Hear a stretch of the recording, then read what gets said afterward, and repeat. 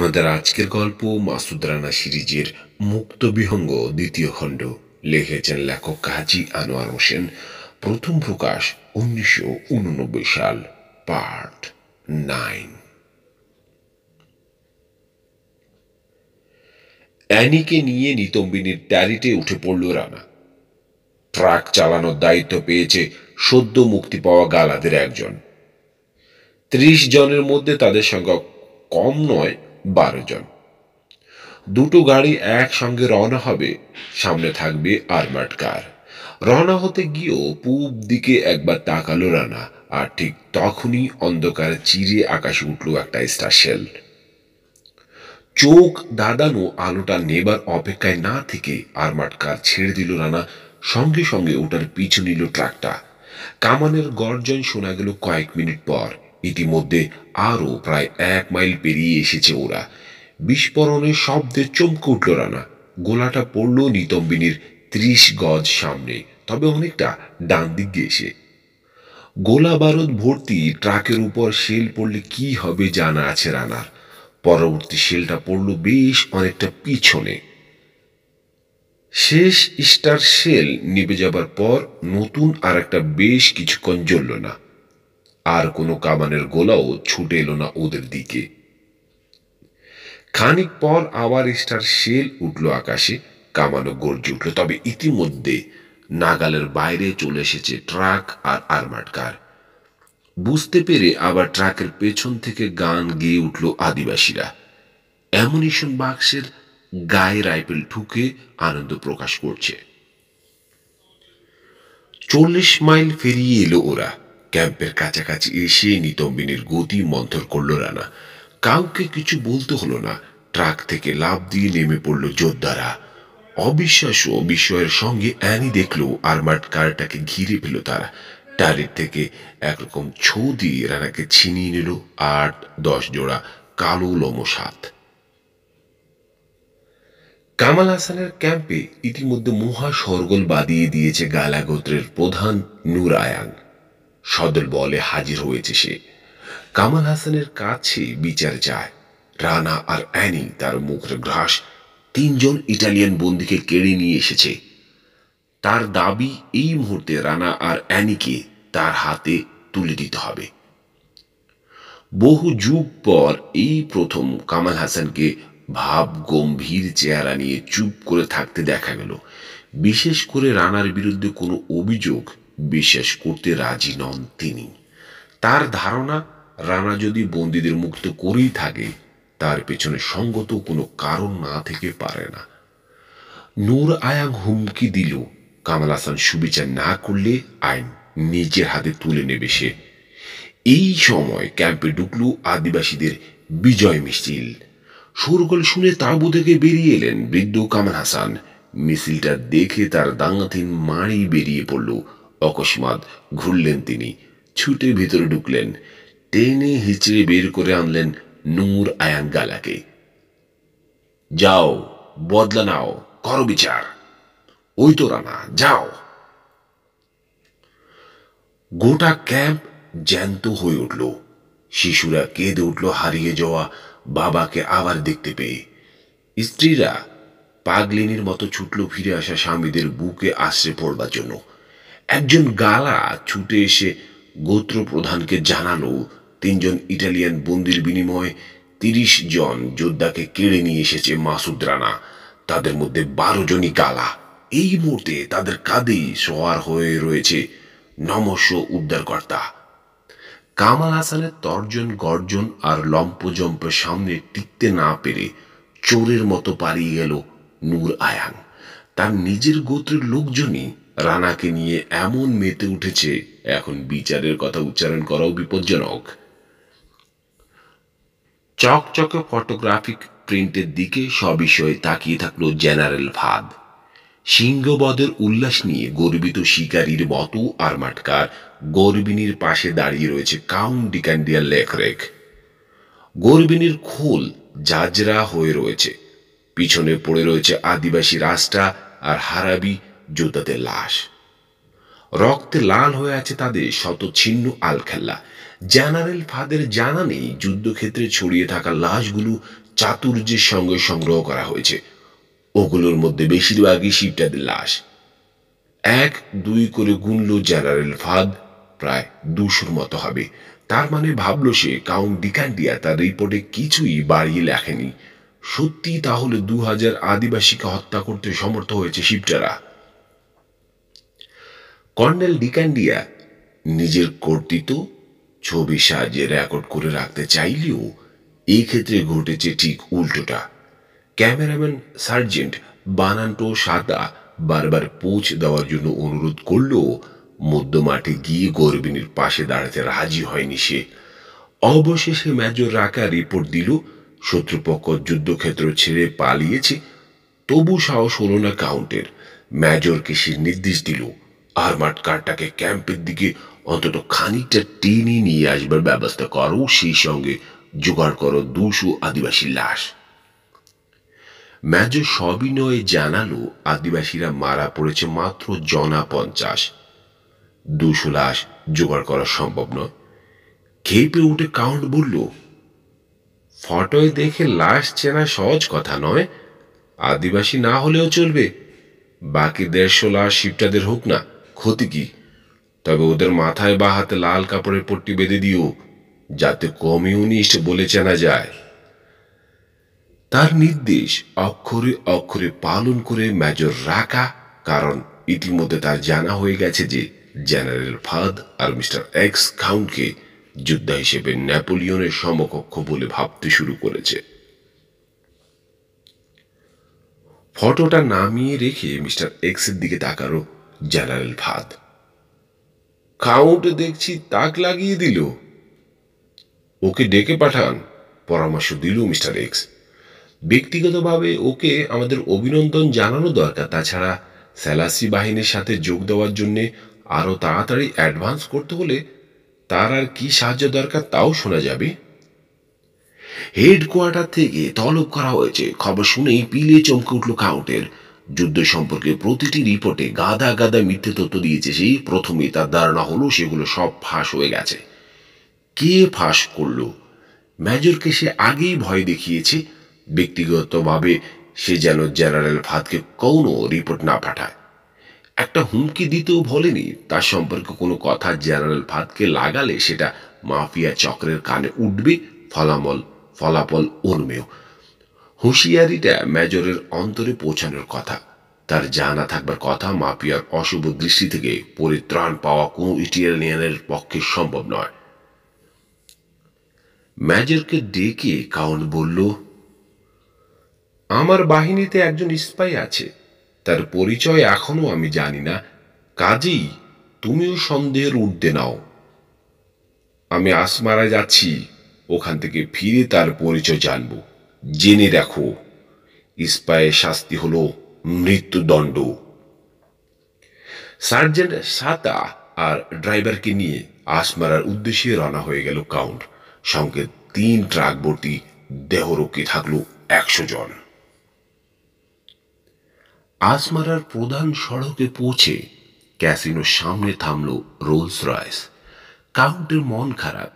General ফাদ হয়তো তাকে পদচ্যুত করবে, তাই তার সঙ্গে দেখা করবার আগে শেষবারের মতো একটু আনন্দ ফুর্তি করে নিতে চায় সে। ক্যাসিনোয় বিরচিত সংবর্ধনা পেল কাউন্ট। অল্প বয়সী যুবতীরা তাকে ছেঁকে ধরল। বেসুরো গলায় কাউন্ট বলল, যত পারো আমাকে আনন্দ দাও, কারণ আর হয়তো তোমাদের সঙ্গে আমার দেখা হবে না। সাতা, ক্যামেরা। মেয়েরা তাকে কাঁধে তুলে নিল। খিলখিল করে হাসছে সবাই। মিছিল করে রওনা হলো তারা। তাদের সামনে দ্রুত পিছু হটল বানান্টো সাতা। ঘন ঘন ক্যামেরার শাটার টিপল সে। কয়েক ঘন্টা পর সদ্য দাড়ি কামিয়েছে কাউন্ট। তার ইউনিফর্ম ইস্ত্রি করা হয়েছে। সাতা নিজের হাতে তার চুলে সুগন্ধ তেল ঢেলেছে। আয়নার সামনে দাঁড়িয়ে নাকে পাউডারের পাপ বুলালো কাউন্ট। হেডকোয়ার্টারের উদ্দেশ্যে বিষণ্ণ চিত্তে রওনা হবার আগে মেয়েদের চুমু খেল সে। শেষ 1 গ্লাস খনিয়াক গিলল। মন থেকে ভয় তাড়ানোর জন্য বেপরোয়া ভঙ্গিতে হাসল। তারপর মিছিল করে বেরিয়ে এলো ক্যাসিনোর বাইরে। কড়া রোদের মধ্যে তাকে নিয়ে ছুটে চলল রোলস রয়েস। হেডকোয়ার্টারের দিকে। 4টের সময় অ্যাপয়েন্টমেন্ট। হেডকোয়ার্টারের বিশাল গেট দিয়ে রোলস রয়েস ঢুকছে। কাছের একটা গির্জা থেকে 4টে বাজার সময় সংকেত শোনা গেল। পথ দেখিয়ে ভিতরে নিয়ে আসা হলো কাউন্টকে। নির্জন করিডোর ধরে উল্টো দিকে ছুটবার একটা প্রবণতাকে অতি কষ্টে দমন করল সে। অনুভব করল হাঁটুতে জোর পাচ্ছে না, পেটের ভেতর বুট ভাট শব্দ হচ্ছে, নিজের ইচ্ছের বিরুদ্ধে কাঁপছে চোখের পাতা। পথ প্রদর্শক একজন সার্জেন্ট হলঘরের দরজা খুলে দিয়ে সরে দাঁড়ালো এক পাশে।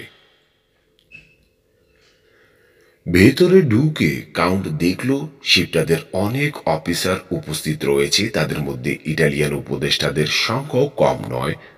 নতুন ধরনের ইউনিফর্ম পরা কিছু লোক তার দৃষ্টি আকর্ষণ করল। তারা সবাই পাইলট।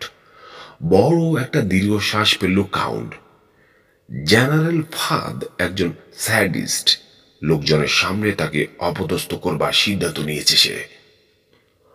অকস্মাৎ সম্পূর্ণ অপরিচিত অপ্রত্যাশিত একটা শব্দের দ্বারা আক্রান্ত হলো কাউন্ট। কুকড়ে ছোট হয়ে গেল তার শরীর। মুখ লুকালো আস্তিনের আড়ালে। তারপর ভয়ে ভয়ে ধীরে ধীরে আস্তিনের আড়াল থেকে উকি দিল সে। কামরা ভর্তি অফিসাররা উল্লাসে হাসছে, হাততালি দিচ্ছে, পরস্পরের কাঁধে আর হাতে চাপড় মারছে। হাঁ করে সেদিকে তাকিয়ে থাকলো কাউন্ট। ঝট করে পেছনে তাকালো সে। আরো অবাক হয়ে গেল সেদিকে কেউ দাঁড়িয়ে নেই দেখে। এতক্ষণে অবিশ্বাস আর বিস্ময় নিয়ে উপলব্ধি করল সে এত উত্তেজনা আর আনন্দ তাকে নিয়েই। অপ্রত্যাশিত হলেও এই উষ্ণ সম্বর্ধনা তার উদ্দেশ্যে নিবেদিত। আবার যখন সামনে তাকালো কাউন্ট, দেখতে পেল অফিসারদের ভিড় ঠেলে দৃঢ় পায়ে এগিয়ে আসছে প্রকাণ্ড দেহী আজরাইলের মতো খোদ জেনারেল আবদুল কাদের ফাদ। পেছন দিকে আরেকবার তাকালো কাউন্ট, কিন্তু সবগুলো বন্ধ দরজার সামনে একজন করে সশস্ত্র সৈনিক দাঁড়িয়ে আছে দেখে পালানো চিন্তা বাদ দিতে হলো তাকে। তবে নিজের অজান্তে পিছু হতে শুরু করলো সে। মিস্টার এক্সের গায়ে কুনু দিয়ে গুঁতো মারল জেনারেল ফাদ। দেখুন দেখুন কাউন্ট, কেমন লজ্জা পাচ্ছেন। চুল দাড়িতে ঢাকা প্রকাণ্ড মুখ নিয়ে ছুটে এলো সে। ছুটে এসে বুকে জড়িয়ে দিল জেনারেল ফাদ। তার বিশাল ভপুর চাপে কাউন্টের সমস্ত দম বেরিয়ে গেল। ফাদের বুকে মুখ ঠেকিয়ে হাঁপাতে লাগলো সে। একজন বীরকে আলিঙ্গন করার সৌভাগ্য হলো আমার, হেড়ে গলায় ঘোষণা করল ফাদ। কাউন্ট ডিকান্ডিয়া আমার মায়ের পেটের ভাই। ছাড়া পাবার আগেই রাগে দাঁত চাপলো কাউন্ট ডিকান্ডিয়া। সাতা ব্যাটা করছেটা কি? সম্ভাব্য সব রকম সাপোর্ট এখন পাওয়া না হয়েছে আপনার, জেনারেল তাকে আশ্বস্ত করল। সত্যি কথা বলতে কি, ওগুলো আপনাকে দেওয়ার জন্য অস্থির হয়ে আছি আমরা।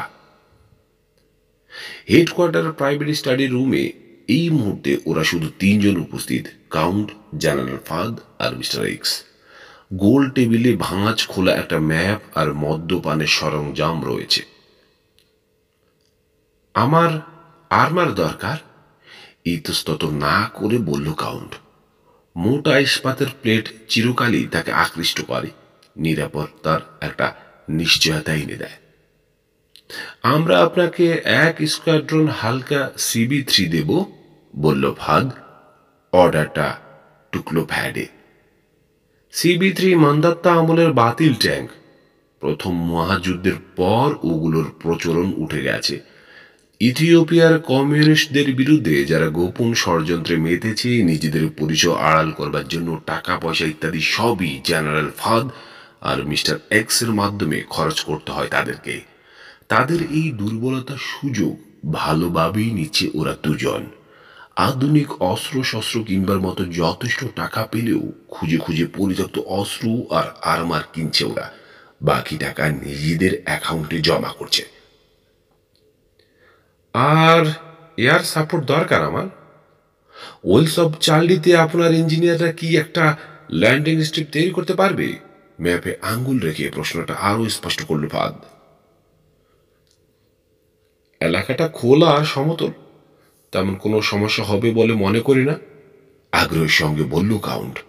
মাই গড, ভাবল সে। ট্যাঙ্ক, প্লেন, মেশিন গান, এসব পেলে ইতিহাসের পাতা থেকে নেপোলিয়নের নাম পর্যন্ত মুছে দেবে সে। এয়ার স্ট্রিপ তৈরি হওয়া মাত্র রেডিও মেসেজ পাঠাবেন আমার কাছে। ক্যাপ্রোনিস এর একটা ফ্লাইট পাঠিয়ে দেব। তার আগে ফুয়েল আর আর্মামেন্ট যা লাগে সব পাঠিয়ে দেওয়া যেতে পারে।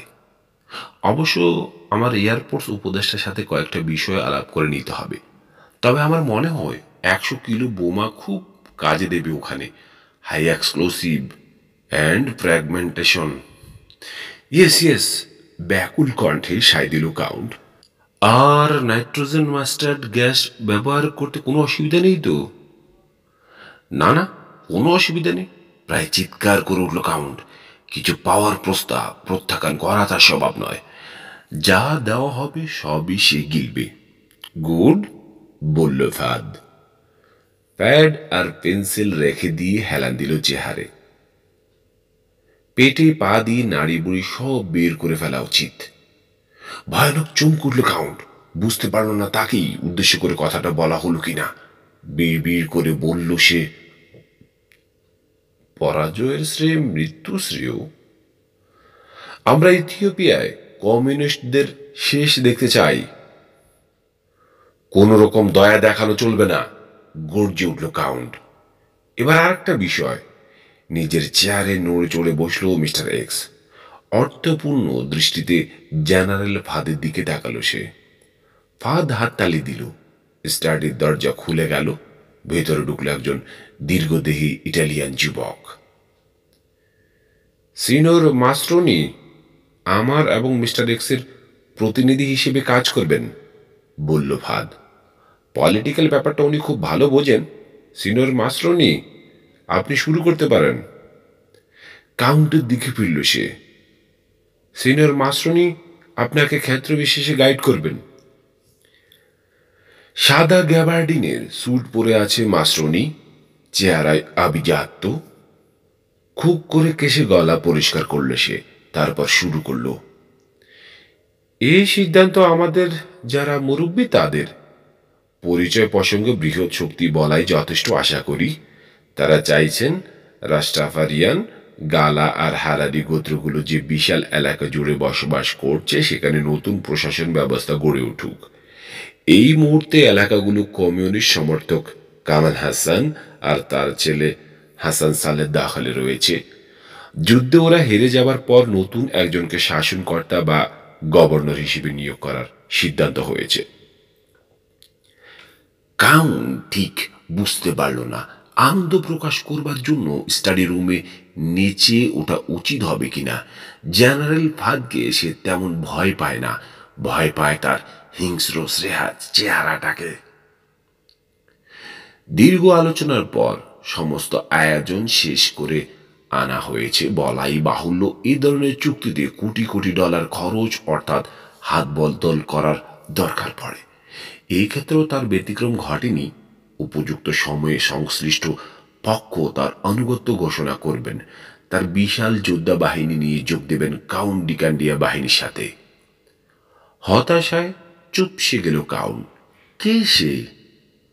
কাকে নতুন গভর্নর নিয়োগ করা হচ্ছে? ভদ্রলোক যে এলাকাটা আংশিক নিয়ন্ত্রণ করেন সে এলাকায় দখল করার জন্য লড়ছেন আপনি, কাউন্ট ডিকান্ডিয়া। আপনি সার্ডি গিরি সংকট দখল করে সার্ডি শহরে পৌঁছানোর পরপরই আমাদের এই গোত্র প্রধান তার দলবল নিয়ে আপনার সাথে যোগদান করবেন। তার নাম? আবার জিজ্ঞেস করল কাউন্ট। কে সে? কিন্তু কথা বলবার নিজস্ব একটা ঢং রয়েছে রাজনৈতিক এজেন্ট মাস্ট্রোনির। আপনার দায়িত্ব হবে এই গোত্র প্রধানের সাথে মিলিত হওয়া, তারপর তার শক্তির সাথে নিজের শক্তি এক করে সেলাসি বাহিনীর সাথে যোগ দেওয়া। ভালো কথা, তাকে কিছু সোনা দিতে হবে, সে ব্যবস্থা আপনি করবেন। সোনা? আমি সোনা পাবো কোথায়? আকাশ থেকে পড়ল কাউন্ট। রাস্টা আর হারারি গোত্রগুলোর কাছে টন টন না হলেও মনকে মন সোনা রয়েছে, মাসরুনি বলল। ওদেরকে পরাজিত করার পর সেই সোনা এক জায়গায় জড়ো করা তেমন কোনো কঠিন কাজ নয়। বেশি না, ভদ্রলোককে মাত্র 10 মণ দিতে হবে। একটা ঢোক গিল কাউন্ট। আর আমি, আমার কি হবে? আমি কি পাবো? আপনি তো পাবেন হীরের টুকরোটা, বলল জেনারেল ফাদ, কিন্তু ব্যাখ্যা না করে মাস্রনির দিকে তাকালো সে। সম্রাট হাইলে সালাসির বর্তমান বিপদ কেটে গেলে আপনাকে নিযুক্ত করা হবে গোটা ইরিত্রিয়ার গভর্নর, ঘোষণা করল মাস্রনি। কাউন্ট অনুভব করল একসঙ্গে এত আনন্দ ধারণ করবার শক্তি প্রকৃতি তাকে দেয়নি। অনুভব করল তার শরীরের গুরুত্বপূর্ণ নিয়ন্ত্রণগুলো শিথিল হয়ে পড়ছে। এখনই আবার বাথরুমে যেতে পারলে খুব ভালো হয়। আমি তৃপ্ত, আমি আনন্দিত, বলতে বলতে আসন ছেড়ে উঠে দাঁড়ালো সে। আমার আর কিছু জানার নেই। ইরিত্রিয়ার গভর্নর, তার মানে রাজা বনে যাবে সে। কিন্তু মিস্টার এক্স তার হাত ধরে মৃদু টান দিল। বৈঠক এখনো শেষ হয়নি। ভদ্রলোক গালা গোত্রের একজন বীর, বলে চলেছেন মাসরুনি। এই মুহূর্তে সারডিতে আপনার বিরুদ্ধে লড়ছেন তিনি। তবে পরিস্থিতি বদলে যাবে, থামল সে। পকেট থেকে একটা ইনভেলপ বের করে বাড়িয়ে দিল কাউন্টের দিকে। চুক্তিপত্রটা পড়ে দেখতে পারেন, তারপর সই করুন প্লিজ। পড়ে দেখবার সময় কোথায় কাউন্টের? প্রকৃতির ডাকে সাড়া দিতে না পারায় ঘেমে নিয়ে উঠেছে সে। এনভেলপ থেকে কাগজটা কাপা হাতে বের করে ততদিক কাপা হাতে সই করল সে।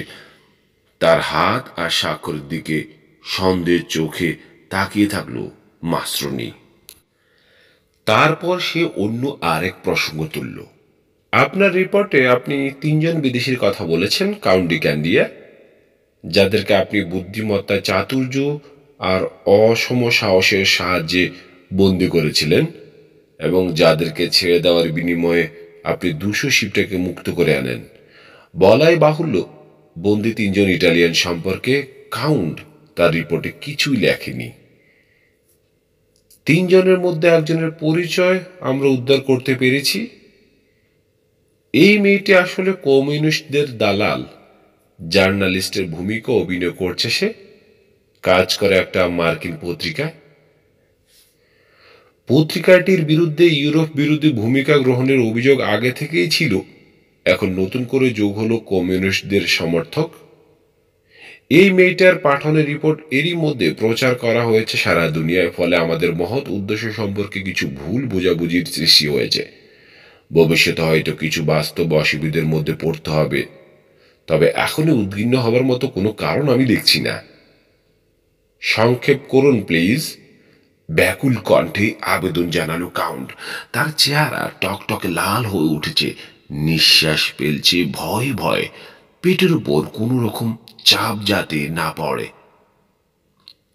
আপনার প্রতি আমাদের বিশেষ অনুরোধ থাকলো, কমিউনিস্টদের এই মেয়ে স্পাইটিকে যে কোনো মূল্যে ধরতে হবে, এবং ধরা পড়া মাত্র ওই এলাকার নতুন গভর্নরের হাতে তুলে দিতে হবে তাকে। এরপর আপনি আর মেয়েটার ব্যাপারে মাথা ঘামাবেন না, বুঝতে পারছেন তো? নূর আয়াং গালা তাকে নিয়ে যাই করুক না কেন, আপনার সেটা দেখার বিষয় নয়, পরিষ্কার? ঘন ঘন মাথা জাগালো কাউন্ট। সবাই ধরে নিল এটা তার সম্মতি প্রকাশের ভঙ্গি। আসলে তা নয়। শারীরিক অস্বস্তি বোধ চরম পর্যায়ে পৌঁছে যাওয়ায় উন্মাদ সুলভ আচরণ করছে সে।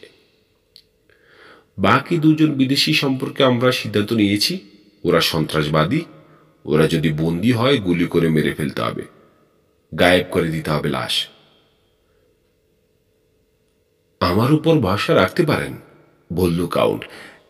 চেয়ার ছাড়বার চমৎকার একটা কৌশল পেয়ে সামান্য স্বস্তি বোধ করছে। কনিয়াক ভরা গ্লাসটা ধরল সে, মুখের কাছে তুলে ছেড়ে দিল। বিজি ইউনিফর্ম নিয়ে দাঁড়িয়ে পড়ল সে। এক্সকিউজ মি জেন্টলম্যান, বলে বাথরুমের দিকে ছুটল। ওয়েলস অব চার্লিতে ফিরে আসবার পর দিন কয়েক একটা ঘোরের মধ্যে কাটল কাউন্টের।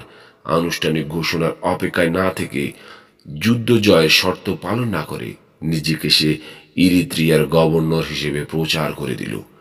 বিশাল একটা প্রদেশের গভর্নর মানে রাজা, কাজেই তার আচরণে রাজা সুলভ বৈশিষ্ট্য ফুটে উঠল।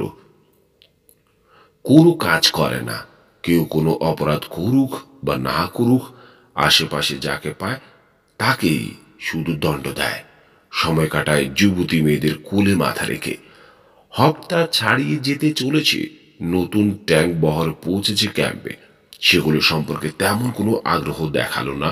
তারপর হঠাৎ একদিন 6টা ট্যাঙ্কের সামনে হাজির হলো সে। ট্যাঙ্ক বহরের কমান্ডারকে নির্দেশ দিল, চালাও, চালিয়ে দেখাও। ট্যাঙ্কগুলো দ্রুতগতি, কুজ বিশিষ্ট টায়ারিট, বোতা চেহারা ইত্যাদি দেখে তার মাথায় নতুন এক বুদ্ধি গজালো। কাউন্ট দেখল ট্যাঙ্কগুলো কোনো বাধাই মানে না, আপন গতিতেই নিজের পথে যেতে থাকে। একটা ট্যাঙ্কের ভেতর ঢুকবার পর তার মনে হলো দুনিয়ায় এর চেয়ে নিরাপদ জায়গা আর হতে পারে না। বাহ, শিকারে যাবার জন্য এমন চমৎকার বাহন থাকা সত্ত্বেও বসে আছে সে। কাউন্ট নির্দেশ দিল, আয়োজন করো, ইরিত্রিয়ার গভর্নর শিকারে বেরুবেন। রাস্তা আর হারারিরা চটপটে, তাদের ধৈর্য নেই বললেই চলে। অল্প কদিনের যুদ্ধ বিরতিতে একঘেয়েমি শিকার হয়ে পড়ল তারা। রোজই কিছু লোক তাদের স্ত্রী, পুত্র, পরিবার আর গবাদি পশু নিয়ে ক্যাম্প ছাড়ল। ছোট ছোট দলগুলো ধীর গতিতে পাহাড় বেয়ে উঠে গেল নিজেদের পাথুরে গ্রামগুলোর দিকে, ঠান্ডা আর প্রিয় আবহাওয়ার আশ্রয়ে। বাড়ি মানে মিষ্টি একটা পরিবেশ, আরাম আর আনন্দ। যাবার সময় সবাই গোত্র প্রধান কামাল হাসানের কাছ থেকে বিদায় নিল, তাকে আশ্বাস দিয়ে বলল ডাকলেই আবার তারা যুদ্ধ করবার জন্য সঙ্গে সঙ্গে ফিরে আসবে। তবু নিজের সেনাবাহিনী এভাবে আকারে ছোট হয়ে যাচ্ছে দেখে মন খারাপ হয়ে গেল তার। এক দণ্ডের জন্য ভুলতে পারলেন না যে তাদের পবিত্র জন্মভূমির এক প্রান্তে সদল বলে ওত পেতে বসে রয়েছে শিপটা বাহিনী। বেশিরভাগই অবশ্য রয়ে গেল, তবে আকারে ছোট হয়ে যাওয়ায় আদিবাসী বাহিনীর ভেতর উত্তেজনা আর উদ্বেগ বেড়ে গেল কয়েক গুণ। প্রতিদিনই নতুন নতুন গুজব ছড়ালো, কারো সাধ্য নেই সত্যি মিথ্যে বাছাই করে দেখা। রানার মাইকেলও কম উদ্বিগ্ন নয়, যার যার ডিপার্টমেন্টে শৃঙ্খলা বজায় রাখতে হিমশিম খেয়ে গেল ওরা। রাতের অন্ধকারে পরিত্যক্ত যুদ্ধক্ষেত্র পেরিয়ে শিবটা ক্যাম্পের কাছাকাছি আরেকবার যেতে হলো রানাকে। গরবিনীকে শিবটারা ক্যাম্পের দিকে কেন টেনে নিয়ে গেছে বোধগম্য হলো না ওর। হুড পরানো বুলস আই লন্ঠনের আলোয় আর্মার্ড কারের পার্টসগুলো এক এক করে খুলল। ওকে সাহায্য করলো আব্বাস। ব্যান্টলে ইঞ্জিনটা ভাগ ভাগ করে চটের বস্তায় ভরা হলো, গাদাগুলো যাতে বইতে পারে। ভোরের দিকে গিরি সংকেটের নিচে ক্যাম্পে ফিরে এসেও থামল না রানা। ভাগ্যদেবীর অচল পার্টস ফেলে দিয়ে নতুন পার্টস ফিট করলো। ছোটখাটো মেরামত দরকার হলো বাকি দুটো গাড়িরও। কাজ শেষ করবার পর তৃপ্তি বোধ করল রানা। আদিবাসীদের আর্মার শক্তি প্রায় আগের পর্যায়ে ফিরে এসেছে। 3টে কার নিয়ে একটা স্কোয়াড্রন, প্রতিটি গাড়ি বহু বছর আগে কারখানা থেকে বেরোবার সময় যেমন নিখুঁত ছিল, আজও প্রায় তেমনই নিখুঁত। মাইকেলও ইতিমধ্যে আদিবাসীদের কয়েকজনকে ট্রেনিং দিয়ে বিকার্স মেশিন গান চালানো শিখিয়ে ফেলেছে। অশ্বারোহী আর পদাতিক বাহিনীর লোকজনকে এক জায়গায় জড়ো করে সংক্ষিপ্ত একটা কোর্স শেষ করালো সে। ট্রেনারের ভূমিকায় তার সঙ্গে সদ্য প্রশিক্ষণপ্রাপ্ত গানারও থাকলো। বিকার্স মেশিন গানের ছত্রছায়া কিভাবে ব্যবহার করতে হবে শেখানো হলো অশ্বারোহী বাহিনীকে। পদাতিক বাহিনীকে শেখানো হলো পিছু হটবার সময়ও কিভাবে শত্রুপক্ষের বিপুল ক্ষতি সাধন সম্ভব। গিরি সংকট ধরে পিছু হটবার পথটা সার্ভে করবার সময় বের করে নিল মাইকেল। প্রতিটি ডিফেন্সিভ পজিশন চিহ্নিত করল সে। গিরি সংকটের খাড়া গায়ে প্রতিটি মেশিন গান, নেট আর সাপোর্ট ট্রেন্স তৈরি হওয়ার সময় সশরীরে উপস্থিত থেকে সুপারভাইজ করল। চুলের কাটার মতো বাঁকা ট্র্যাক ধরে এগোবার সময় প্রতিটি ভাঁকে ওদের মুসুল দ্বারা গুলি বর্ষণের সামনে পড়তে হবে শিপটাদের। একই সঙ্গে পিছনে ট্রেন্সে লুকিয়ে থাকা পদাতিক সৈন্যরা বেরিয়ে এসে শত্রুপক্ষের পিছু হটবার পথও বদ্ধ করে দেবে। গিরি সংকট বেয়ে উঠবার পুরোটা ট্র্যাক সমান করা হয়েছে, প্রয়োজনের সময় যাতে আর্মার্ড কারগুলো পিছু হটতে পারে। সব কাজ শেষ, সম্পূর্ণ তৈরি হয়ে অপেক্ষা করছে ওরা, কিন্তু প্রত্যাশিত হামলা হচ্ছে না বলে সবাই ভারী অস্থির। এমন সময় হঠাৎ একদিন নতুন ধরনের একটা গুজব শোনা গেল। গুজবের কোনো কমতি নেই, কাজেই কোনোটাই তেমন গুরুত্ব পায় না, কিন্তু এটার উৎস ও প্রকৃতি সম্পূর্ণ অন্য ধরনের। শিপটা ঘাটির উপর রাত দিন নজর রাখছে একদল স্কাউট। তারাই নিজেদের চোখে দেখে সে রিপোর্ট করলো কামাল হাসানের কাছে। অদ্ভুত দর্শন, কয়েকটা বাহন ঝড়ের বেগে ছোটে, চাকা বা পা কিছুই নেই। বাহনগুলো প্রায় রোজই গোটা মরু চষে বেড়াচ্ছে। খোলা প্রান্তরেও উদ্দেশ্যহীনভাবে ঘুরে বেড়াতে দেখা গেছে।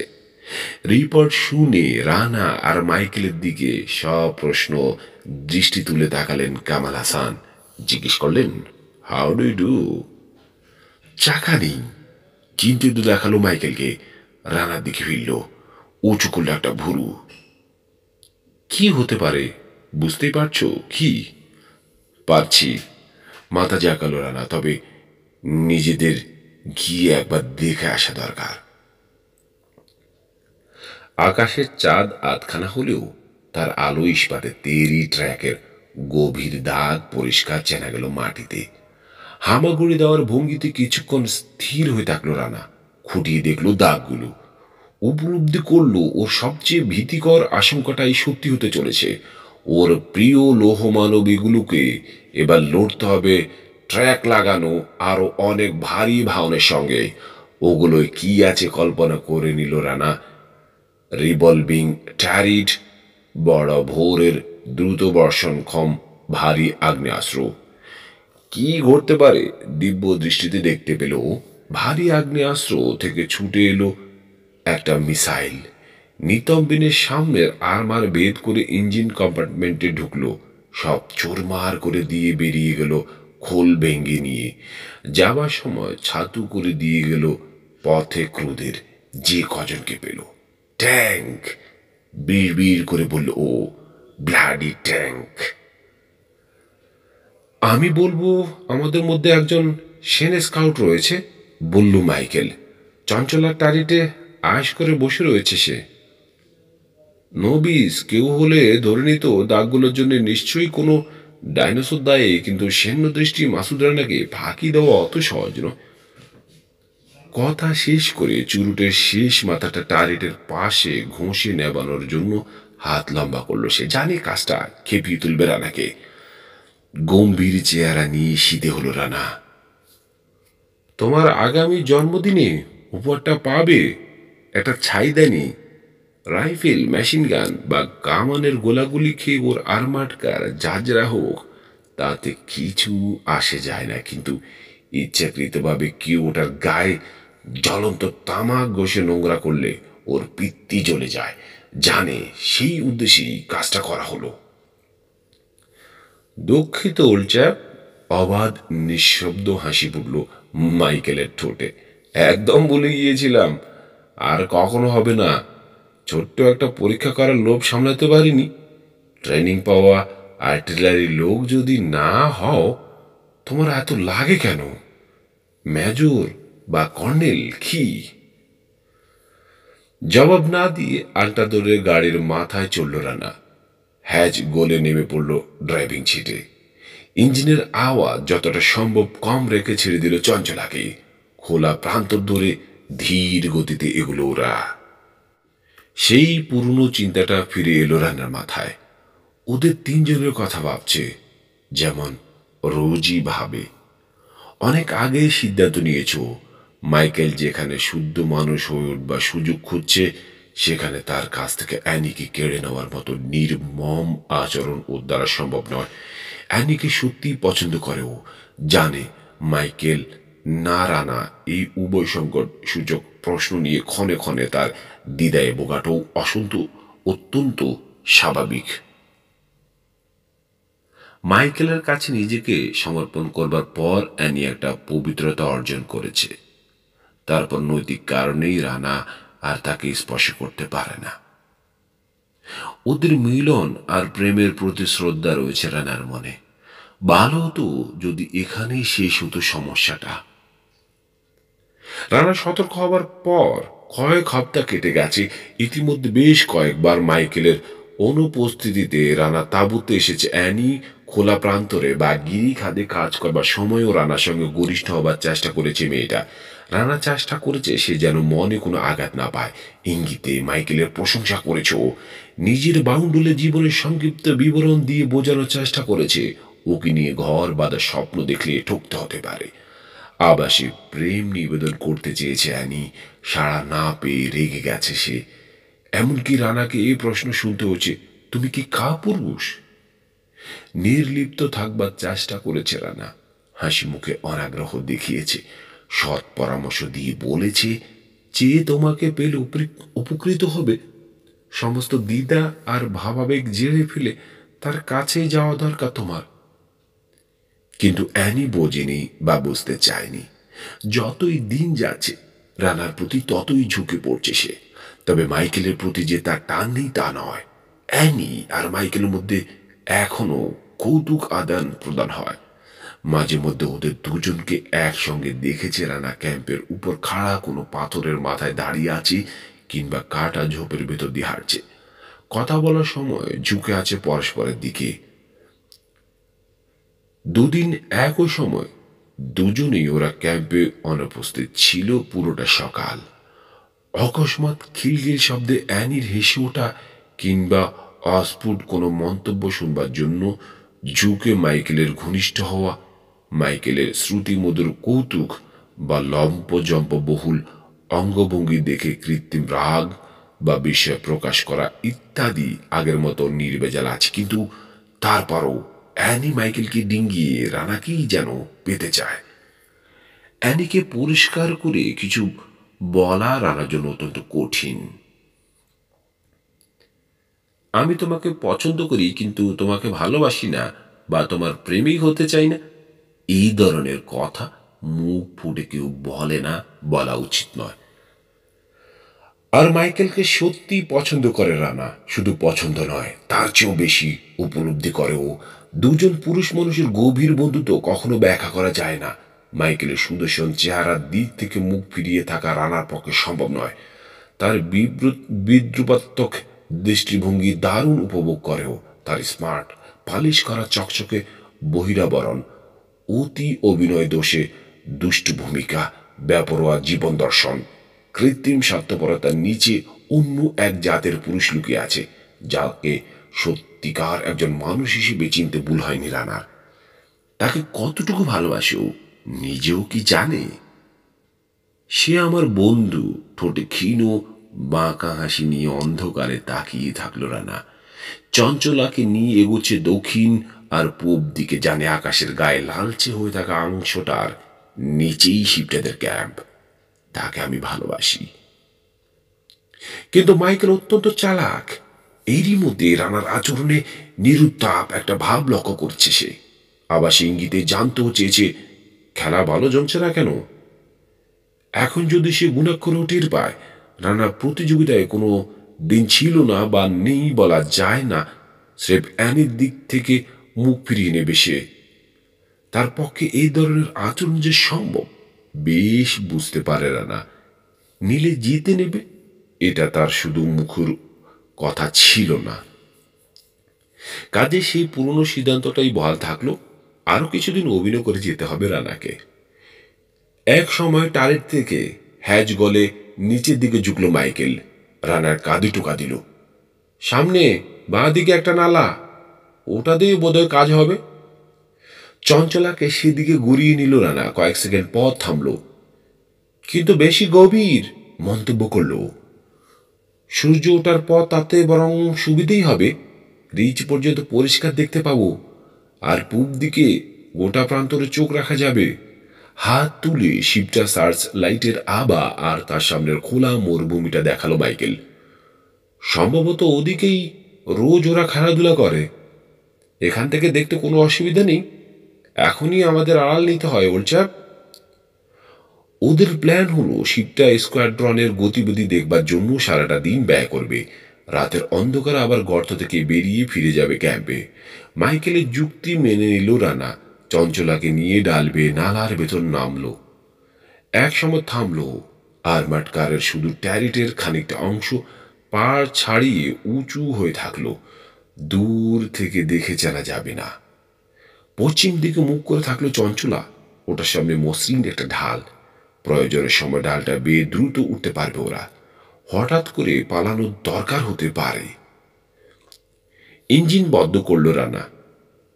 হাতে কুড়াল নিয়ে খোলা মরুতে হাঁটলো দুজন পাশাপাশি। কাটা ঝোপ কেটে এনে ঢেকে দিল টাইটের বেরিয়ে থাকা অংশটুকু। বালি ভর্তি একটা বালতিতে স্পেয়ার ক্যান থেকে গ্যাসোলিন ঢাললো রানা। নালার তলায় এনে আগুন ধরালো তাতে।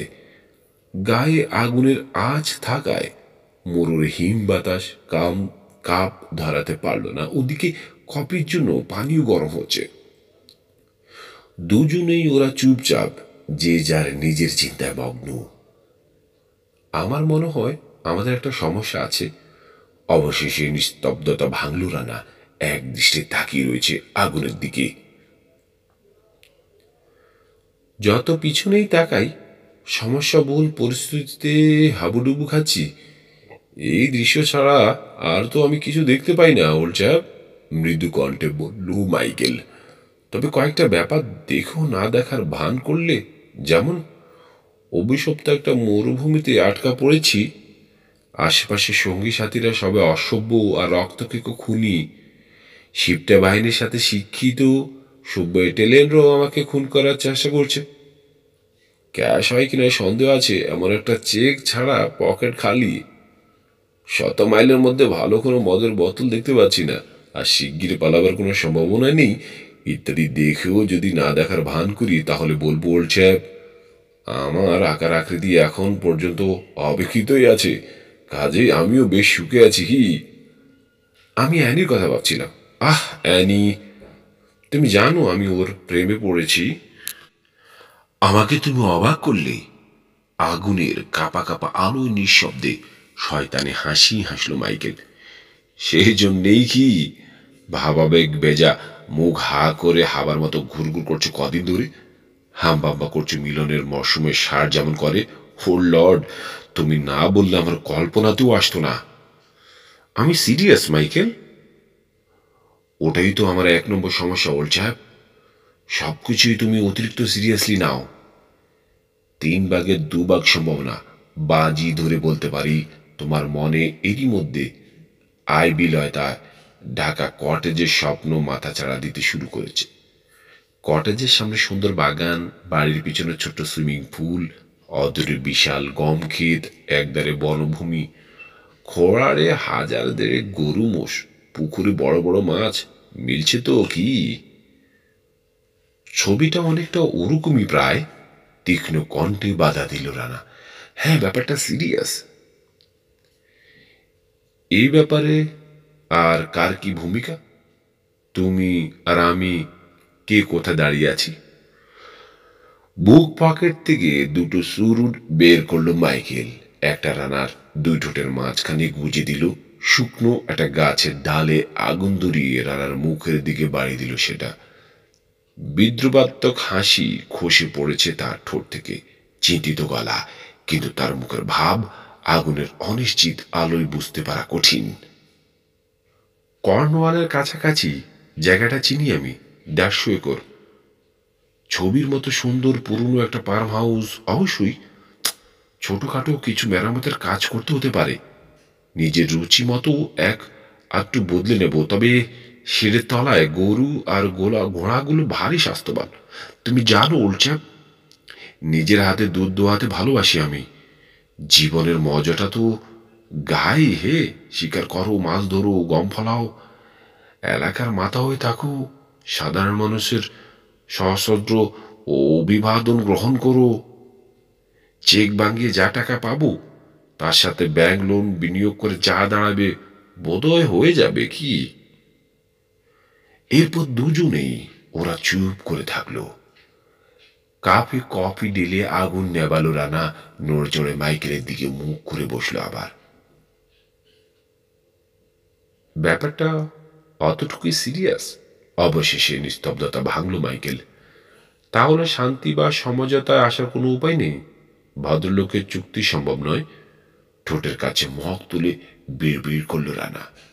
প্রাণ থাকতে নয়, বলল মাইকেল, সেরা লোকটিকে জিততে দাও, এবং কথা দিচ্ছি প্রিয় গাভীর প্রথম বাচ্চাটার নাম রাখবো আমরা তোমার নামের সাথে মিলিয়ে, প্রতিজ্ঞা করলাম।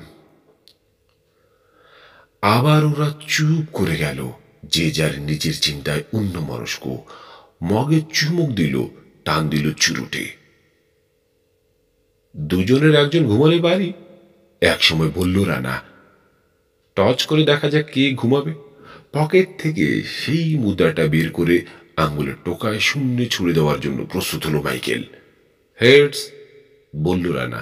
ছুড়ে দিয়ে নৈপুণ্যের সঙ্গে কবজির উপর মুদ্রাটা থামালো মাইকেল। তোমার কপাল মন্দ বলছে। পয়সাটা পকেটে চালান করে দিয়ে মগের অবশিষ্ট কফি মাটিতে ফেলে দিল সে। নালার নরম বালির উপর একটা কম্বল বেছালো। খানিক পরই তার নাক ডাকবার আওয়াজ পেল রানা। বৌরে আস্তে করে নাড়া দিয়ে তার ঘুম ভাঙালো রানা। ঠোঁটে আঙ্গুল রেখে সাবধান করলো। দ্রুত সজাগ হলো মাইকেল। চোখ পিট পিট করে ঘুম তাড়ালো। দুহাত দিয়ে সরিয়ে সমান করলো মাথার চুল। কোনো প্রশ্ন না করে একটা গড়ান দিয়ে দাঁড়ালো সে। চঞ্চলার আড়ালে থেকে পিছু নিল রানার। আজকের ভোর যেন লাল আর সোনালির নিঃশব্দ বিস্ফোরণ। পূব আকাশের অর্ধেকটা রাঙিয়ে তুলেছে। উঁচু পার্বত্য এলাকাগুলোর মাথায় সোনালি আগুন জ্বলছে। নিচের ছায়াগুলো ধূসর নীল। অস্তগামী আধখানা চাঁদ হাঙ্গরের সাদা দাঁতের মতো পশ্চিম দিগন্ত রেখা ছুঁই ছুঁই করছে। শুনতে পাচ্ছ? জিজ্ঞেস করল রানা।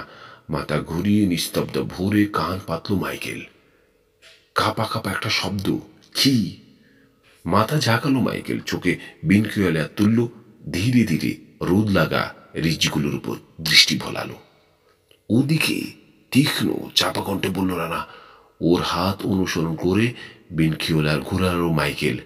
কয়েক মাইল দূরে অস্পষ্ট আকৃতি নিয়ে কালো একটা বিন্দু সমতল প্রান্তরের ডিবে থাকা একটা অংশে নড়াচড়া করছে। এত দূরে আর ঘন ছায়ার ভিতর যে গ্লাসের ম্যাগনিফাইং লেন্সেও পরিষ্কার নয়। কাঠামোগুলো ভালো করে চেনা গেল না। নিঃশব্দে তাকিয়ে থাকলো ওরা। ওদের সামনে বিশাল শুকনো পুকুর আকৃতির গর্তের এক প্রান্ত থেকে আরেক প্রান্তের দিকে ধীর গতিতে সরে যাচ্ছে বিন্দুগুলো। ওগুলোর সামনে একটা ডাল ক্রমশ উঠে গেছে উপর দিকে। সারের প্রথম বিন্দুটা এরই মধ্যে ঢাল বেয়ে উঠতে শুরু করেছে। কিনারা ছাড়িয়ে উঠে এলো সেটা। সোনালি সূর্যের উজ্জ্বল রোদে চকচক করে উঠল গা। কাঠামোর প্রতিটি বৈশিষ্ট্য পরিষ্কার ধরা পড়ল ওদের চোখে। CB3 ক্যাবলরি ট্যাঙ্ক, ইতস্তত না করে বলল মাইকেল। 50 হর্স পাওয়ার আলপা ইঞ্জিন, ফ্রন্টাল আর্মার 10 সেন্টিমিটার, ঘন্টায় 18 মাইল টপ স্পিড। সে যেন ক্যাটালগে চোখ রেখে পড়ে যাচ্ছে। মোট ক্রু 3 জন, ড্রাইভার, লোডার গানার আর কমান্ডার। যতদূর বুঝতে পারছি মাউন্টিং ওটা 50 mm স্প্যান্ডাও, 1000 গজের মধ্যে লক্ষ্যভেদে অব্যর্থ। রেট অফ ফায়ার প্রতি মিনিটে 15 রাউন্ড। সে থামবার আগেই সামনের ট্যাঙ্কটা রিজের পরবর্তী ঢালের কিনারা দিয়ে নেমে গেল। এক এক করে বাকি 5টা বিন্দু অনুসরণ করলো সেটাকে। ওগুলো অদৃশ্য হবার পর ইঞ্জিনের আওয়াজও আর শোনা গেল না। চোখ থেকে গ্লাস নামিয়ে মুচকি হাসলো মাইকেল। বুঝতেই পারছো ওল্ড চ্যাপ, আমরা খানিক বেকাদায় পড়ে গেছি। ওই স্প্যান্ডাউগুলোয় রয়েছে রিভলভিং টারিট। আমাদের আর্মার কারের স্পিড বেশি, সোজা সাপটা বলল রানা। সেই মায়ের মতো যার ছেলেদের তিরস্কার করা হয়েছে। ওই একটাই সুবিধে, মন্তব্য করল মাইকেল। আর সব দিক থেকে আমরা নিকৃষ্ট হয়ে গেছি। ব্রেকফাস্ট চলবে? জিজ্ঞেস করলো রানা। তারপর অনেকটা আপন মনে বিড়বিড় করলো, সারাটা দিন আটকা পড়ে থাকা। টিনের কৌটো থেকে স্ট্রু বেরোলো। গরম করা হলো বালতির আগুনে। তারপর কাগজে মোড়া রুটি চায়ের মগে ডুবিয়ে খেলো ওরা। শেষ করবার আগেই আকাশের অনেকটা উপরে উঠে এলো সূর্য। শুনলাম বলে চঞ্চলার খোলের পাশে ছায়ায় কম্বল বিছিয়ে শুয়ে পড়ল রানা। হাঁটু বাজ করা আকৃতিটা দেখতে হলো বিশাল একটা বাদামি কুকুরের মতো। টারিটের গায়ে হেলান দিয়ে আরাম করে বসল মাইকেল। খোলা প্রান্তরের দিকে চোখ, সেদিকে ইতিমধ্যেই তাপ তরঙ্গ কাঁপতে শুরু করেছে। পালা বদলের সময়টা ভালোই বেঁচেছে বলে নিজেকে অভিনন্দন জানালো সে। রাতে বেশ ক ঘন্টা ভালো ঘুম হয়েছে। আর এখন সকালের ঠান্ডার ভিতর বসে থাকতে কোনো অসুবিধা হচ্ছে না। আবার যখন রান্নার পালা শুরু হবে, মুচকি হেসে সে ভাবল আকাশের নিচে প্রান্তর হয়ে উঠবে জ্বলন্ত তন্দুর, চঞ্চলার খোল হয়ে উঠবে অদৃশ্য আগুন। 1 নম্বরটাকে দেখতে পাও কিনা দেখো, বিড়বিড় করল সে। অলস ভঙ্গিতে চোখে বিনকিওয়ালা তুলে দিগন্ত রেখার উপর দৃষ্টি বোলালো। চুপি সারে এগিয়ে এসে শিবটা টহলদাররা চমকে দেবে ওদেরকে, সেই সম্ভাবনা নেই। অভিজ্ঞ সৈনিকের সতর্ক দৃষ্টির সাহায্যে এই জায়গাটি নির্বাচন করেছে সে। চুরুট ধরাবার আগে সেজন্য আরেকবার নিজেকে অভিনন্দন জানালো। এবার জরুরি একটা সমস্যা নিয়ে মাথা ঘামাও মাই ডিয়ার মাইকেল, আবার বিড়বিড় করল সে। তোমার আর্টিলারি নেই, মাইনফিল্ড বা আরমারবেদি গান নেই, অথচ 1 স্কোয়াড্রন ট্যাঙ্ক ধ্বংস করতে হবে, কিভাবে তা সম্ভব? সমস্যাটা নিয়ে ঝাড়া 2 ঘন্টা মাথা ঘামালো মাইকেল। সমাধান একটা পেল বটে, কিন্তু সেটা নির্ভর করছে নির্দিষ্ট একটা দিক থেকে, নির্দিষ্ট একটা জায়গায়, নির্দিষ্ট সময়ের ট্রেনগুলোর আসবার উপর। ব্যাপারটা অবাস্তব হয়ে দাঁড়াচ্ছে। তার মানে আরও চিন্তাভাবনা করতে হবে। আরও 1 ঘন্টা পেরোলো। মাইকেল উপলব্ধি করলো একটাই মাত্র উপায় আছে, যার সাহায্যে শিবটা ট্যাঙ্কগুলো নিজেরাই নিজেদেরকে ধ্বংস করবার জন্য প্ররোচিত হবে। সেই পুরনো গাদা আর মূলর গল্প ভাবল সে। এখন শুধু আমাদের একটা মূল দরকার। চট করে রানা যেদিকে শুয়ে আছে সেদিকে একবার তাকালো সে। এই 3 ঘন্টায় একবারও নড়েনি রানা। দীর্ঘ ভারী নিঃশ্বাসের শব্দ ছাড়া বুঝবার উপায় নেই বেঁচে আছে কিনা। রানা এমন নিশ্চিন্ত ভঙ্গিতে এতটা গভীর ঘুম ঘুমাতে পারে দেখে কেন কে জানে সামান্য একটু অস্বস্তি বোধ করলো মাইকেল। প্রখর রোদ মাইকেলের মাথায় আগুন ঢালছে। লোমকূপ থেকে বেরোবার প্রায় সঙ্গে সঙ্গে শুকিয়ে যাচ্ছে ঘাম।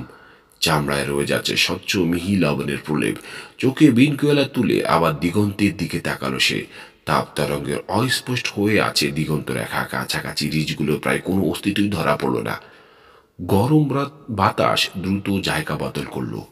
পানির মতো ভারী আর পুরু, কোথাও মৃদু মন্দ গতিতে, কখনো দমকা ঝড় স্বভাব নিয়ে অলস ভঙ্গিতে মোচড় খেল, পাক খেল ঘূর্ণির মতো। ঘন ঘন চোখ পিটপিট করলো মাইকেল। মাথা ঝাঁকিয়ে চোখ থেকে ফেলে দিল ঘামের ফোঁটা। হাত ঘড়ির উপর চোখ বোলালো সে। রানার পালা শুরু হতে এখনো 1 ঘন্টা বাকি দেখে মুহূর্তের জন্য কুবুদ্ধি চাপলো মাথায়। ঘড়ির কাঁটা 1 ঘন্টা এগিয়ে দেবে নাকি? রোদের মধ্যে খোলের মাথায় আর গরম চুলোর মাথায় বসে থাকা একই কথা। আরেকবার ছায়ায় নেতিয়ে থাকা রান্নার দিকে তাকালো সে। আবার কথাটা ভাবলো দেবে নাকি ঘড়ির কাঁটা ঘুরিয়ে। এই সময় ভারী উত্তপ্ত বাতাস অদ্ভুত একটা শব্দ বয়ে আনলো। কাঁপা কাঁপা কোমল একটা শব্দ, অনেকটা যেন মৌমাছির গুঞ্জন। বুঝবার কোনো উপায় নেই কোন দিক থেকে আসছে। হামাগুড়ি দেওয়ার ভঙ্গিতে সতর্ক হলো মাইকেল। সমস্ত ইন্দ্রিয় পুরো মাত্রায় সজাগ। মিলিয়ে গেল আওয়াজটা, আবার ফিরে এলো। এবার আগের চেয়ে জোরালো। মাটির বিশৃঙ্খল উত্থান পতন, উত্তপ্ত বাতাসের অস্থির আলোড়ন ওর কানের সঙ্গে কৌতুক করছে। আচমকা শব্দের মাত্রা অনেকটা বেড়ে গেল। বোতা গর্জনের মতো কাঁপিয়ে দিল চারিদিকের বাতাস। গ্লাস জোড়া ঝট করে পূব দিকে ঘোরালো মাইকেল। তার মনে হলো গোটা পূব দিক থেকে উচ্চারিত হচ্ছে আওয়াজটা। পাথরের তীর ভূমিতে পশু সুলভ হিংস্রতা নিয়ে সমুদ্রে আছড়ে পড়বার মতো। মাত্র 1 নিমেষের জন্য নিত্যরত তাপ তরঙ্গ সরে গেল সামনে থেকে। ছোট্ট পাখির ভিতর গাঢ় রঙের অস্পষ্ট একটা বিকট আকৃতি দেখতে পেল মাইকেল। আকারে বিশাল, থামের মতো মোটা পা নিয়ে অচেনা এক দানব, যেন সম্ভবত 3 তলা বাড়ি সমান উঁচু। পর মুহূর্তে তাপ তরঙ্গ ঢেকে দিল ফাঁকটুকু। হতচকিত মাইকেলকে সন্দেহের মধ্যে ফেলে দিল। সত্যিই কি জিনিসটা দেখেছে সে, কিন্তু গর্জনটা তো আর মিথ্যে নয়। আওয়াজটা এখন আকাশ বাতাস সবখানে ছড়িয়ে পড়েছে। রানা! ব্যগ্র কণ্ঠে ডাকলো সে। জবাবে আরো বড় করে নিঃশ্বাস ফেলল রানা। পাশ ফিরে শুলো। টালির থেকে শুকনো একটা ঢাল ভেঙে ছুড়ে দিল মাইকেল। লাগলো রানার ঘাড়ের পেছনে। রাগের সঙ্গে ঘুম ভাঙল রানার। ঘুষি মারবার জন্য শক্ত করলো মুঠো। কি পেয়েছ? খেকিয়ে উঠল। এখানে এসো তাড়াতাড়ি, রুদ্ধশ্বাসে ডাকলো মাইকেল। কই, আমি তো কিছুই দেখতে পাচ্ছি না, বিড় বিড় করে বলল রানা। টালিটার উপর মাইকেলের পাশে দাঁড়িয়ে রয়েছে, চোখে গ্লাস তুলে পূব দিগন্তে তাকিয়ে আছে। আওয়াজটা আগের চেয়ে ভারী হয়েছে, গম্ভীর সুরে মেঘ ডাকবার মতো, কিন্তু তাপ তরঙ্গের দেওয়াল আর চোখ ধাঁধানো রোদ এমন নীরের যে ভেতর দিয়ে দৃষ্টি চলে না। ওই যে, চেঁচিয়ে উঠল মাইকেল। ও মাই গড! আর্তনাদ করে উঠল রানা। অকস্মাৎ বিশাল আকৃতিটা যেন মাটি পুড়ে বেরিয়ে এলো, লাফ দিল ওদের দিকে। অত্যন্ত কাছে, কুচকুচে কালো আর লম্বা, তাপ তরঙ্গের ভেতর বলে কাঠামোটা এবড়ো থেবড়ো আর কিংবুদকিমাকার। প্রতি মুহূর্তে আকার আর আকৃতি বদলে যেতে লাগলো। কখনো মনে হলো চারটে মাস্তুল নিয়ে একটা পালতোলা জাহাজ, কালো পালগুলো বাতাসে ফুলে আছে। পর মুহূর্তে আকৃতি বদলে গিয়ে জিনিসটা দেখতে হলো বেঙ্গাচির মতো, আলোড়িত স্বচ্ছ পানির মতো, বাতাসে সাঁতার কাটবার ঢঙ্গে ভাসছে। কি ওটা? কর্কশ গলায় জিজ্ঞেস করলো মাইকেল। হাঁপিয়ে উঠল সে। কি জানি, অজ্ঞতা প্রকাশ করল না, তবে জিনিসটা শব্দ করছে শিপটাদের এক স্কোয়াড্রন ট্যাঙ্কের মতো, আর তেড়ে আসছে এইদিকেই। আর গল্প কিন্তু আপনার সাথে আমাদের চ্যানেলে লাইক এবং শেয়ার সাবস্ক্রাইব